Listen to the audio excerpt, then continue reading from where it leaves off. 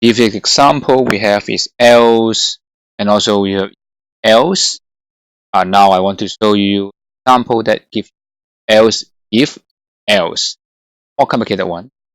So let's see how do it in the example in the grading. So for we pass and fail, suppose we get A, B, C, then we have more cutoff, right? Just for example, A, B, C. But if you have A minus, B plus, B minus, then you can see the Excel spreadsheet will be complicated. So let's see. Just A, B, C. Even you see A, B, C, A more than 80, B is more than 70, then already it's very complicated because we need a nested if.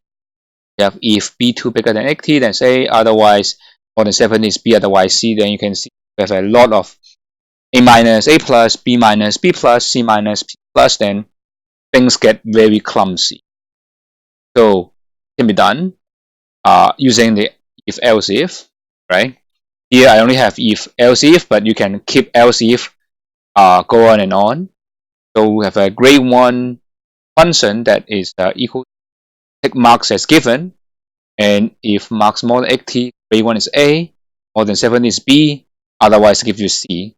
This is going to give you the nice result because this you don't need to look at the very complicated nested if. It's very clear compared to the if statement in Excel. So let's see. So here we have the score. Again, the grade is you have seen the slide is B2 bigger than 80 is A, bigger than 7 is B, otherwise C.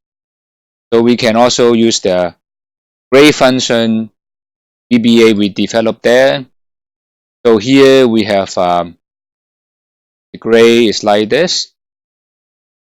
So if grade is more than 80, if an A, if the mark greater than 80, grade 1 is A, marks greater than 70, grade 1 is B, otherwise C.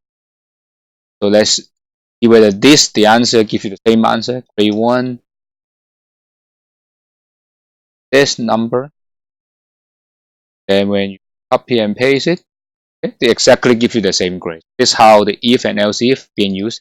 You can check grade 1, the formula here, much easier than checking whether it's correct or not. So this is how a function can be used to simplify your Excel spread.